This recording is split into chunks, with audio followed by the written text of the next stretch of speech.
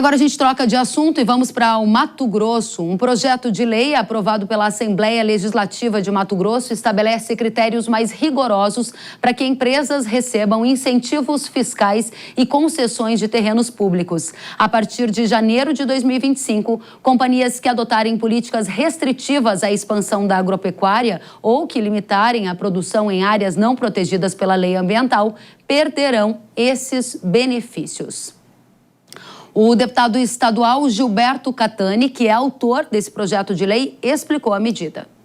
Dizer que o projeto em si, ele trata de incentivos fiscais, não especificamente da moratória da soja somente, mas vai abranger o leite, vai abranger a carne, vai abranger todos os produtos do nosso estado, não permitindo que o nosso estado possa conceder benefícios a empresas que fazem acordos comerciais, inclusive internacionais, e queiram impor ao nosso produtor restrições que não pertencem à legislação do nosso país, muito menos do nosso estado.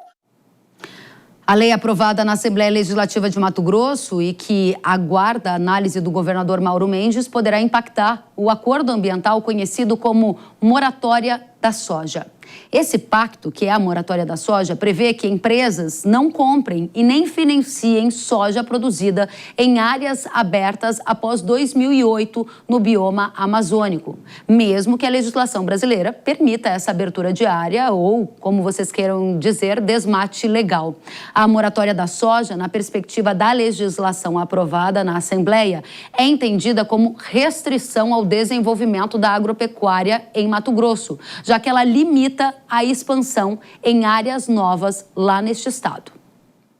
Em nota, a Associação Nacional dos Exportadores de Cereais, a ANEC, disse que a moratória da soja é uma conquista do Brasil e o único programa em curso que se revelou capaz de evitar o desflorestamento, segundo um grupo de cientistas de Oxford. Afirmou ainda em nota que se opor à medida parece um risco enorme, capaz de comprometer a imagem do Brasil de grande provedor de alimento. A Associação dos Produtores de Soja e Milho de Mato Grosso, a AproSoja, contraria a visão da ANEC e aponta perdas ao agro com a moratória da soja. Estimativas da AproSoja apontam que 32 bilhões e meio de reais em valor bruto da produção de soja e milho deixaram de ser gerados por conta do bloqueio da comercialização de produtos agro de áreas abertas após 2008 no bioma amazônico. A pecuária também se manifestou através da Associação dos Criadores de Mato Grosso e afirmou, também em nota, que a lei proposta vem colocar justiça no processo em que grandes corporações desfrutam de incentivos fiscais, mas trabalham contra o Estado, restringindo a produção de propriedades que se encontram em legalidade com o Código Florestal. Disse também que cabe agora ao governador cumprir o prometido em reunião com o setor produtivo e sancionar a lei. Qual será a decisão do governador de Mato Grosso? Ele vai sancionar ou vetar o texto do projeto de lei aprovado na Assembleia do Estado? A gente recebe para uma entrevista exclusiva o governador de Mato Grosso, Mauro Mendes. Governador, seja muito bem-vindo ao Hora H do Agro.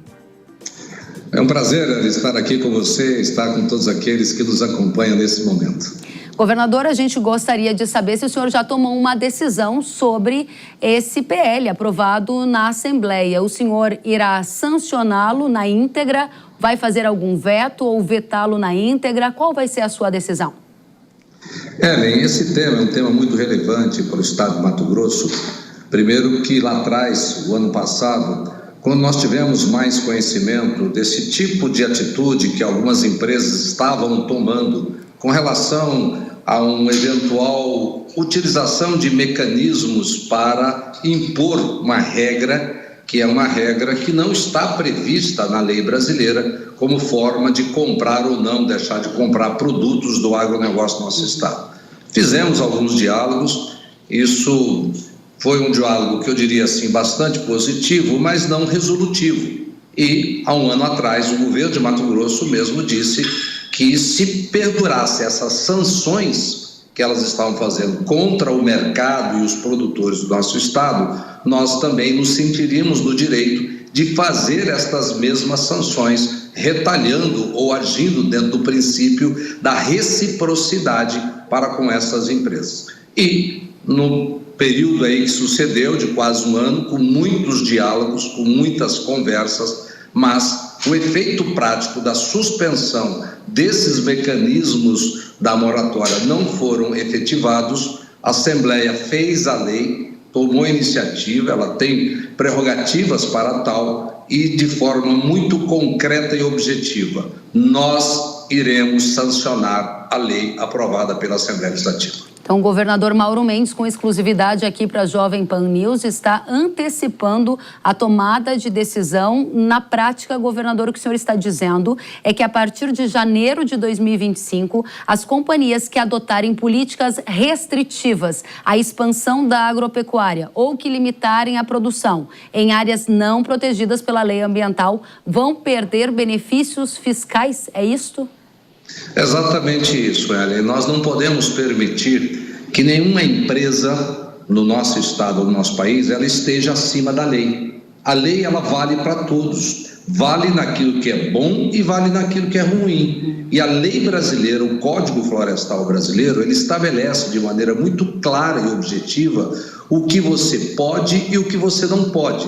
E diga-se de passagem, a lei brasileira, ela é a lei ambiental mais restritiva do planeta. Quem está com a propriedade aqui no bioma amazônico, ele pode usar apenas 20% do seu território. Se você tem 1.000 hectares aqui, você só pode usar 200 e tem que preservar, 800 hectares. E ela estabeleceu limites para que quem cometeu um desmatamento superior a isso pudesse recompor, pudesse ter algum tipo de tratamento diferenciado. E essas empresas não estão respeitando esses limites da lei brasileira, portanto, nós vamos dar a ela algum tratamento diferenciado. E dar incentivos ou benefícios fiscais, nós podemos criar regras para que isso aconteça. Empresas que descumprem a lei brasileira, elas não vão ter benefícios fiscais no nosso estado.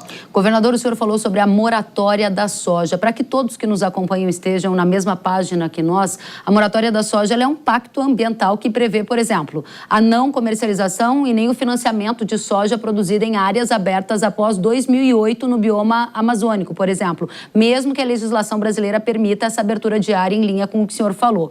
O PL decreta, então, o fim da moratória da soja, na sua opinião? Quais são as consequências disso a partir da sua sanção ao projeto de lei? Eu espero que, como consequência prática, que essas empresas elas revejam as suas posições aqui no Brasil ou junto às suas matrizes e que passem a respeitar a lei brasileira. Então, se uma empresa, se um produtor rural extrapolar os limites da lei, eu concordo plenamente. Aliás, Ellen, eu tenho defendido uma sanção até mais dura. Eu tenho defendido clara e abertamente que se alguém desmatar acima daquilo que permite a lei brasileira, que ele perca a terra, dar a ele o mesmo tratamento que já existe na Constituição brasileira, no seu artigo 243, que estabelece que quem plantar maconha ou produzir cocaína numa propriedade rural, ele perde a terra. Então, se alguém desmatar além do limite permitido pela lei brasileira, eu tenho defendido e tenho a concordância de uma grande parte dos produtores. Por quê? Porque essa grande parte dos produtores quer agir corretamente, quer estar dentro da lei. E menos de 2% ele comete esse crime. E é um crime contra o meio ambiente, contra a imagem do nosso país, do nosso estado, é um crime contra o agronegócio brasileiro. E o agronegócio é uma atividade econômica muito importante no nosso estado. Então, dentro do limite da lei, eu quero que tenhamos duras penas. Agora, nenhuma empresa pode exigir, de todos nós brasileiros algo que não esteja previsto na nossa legislação. Importante esse ponto que o senhor coloca sobre a penalidade, que o senhor defende, inclusive, um confisco de terras para quem ultrapassar os limites da lei no sentido de abertura de novas áreas. Esse é um ponto bem sensível, a gente pode voltar nele depois. Antes, eu gostaria aqui de aproveitar e fazer um questionamento trazido pela Abiov, que representa aqui muitas das empresas que são signatárias da moratória da soja. E a Abiov pergunta ao senhor: problemas de investimentos em Mato Grosso a partir da sua decisão de sancionar essa lei.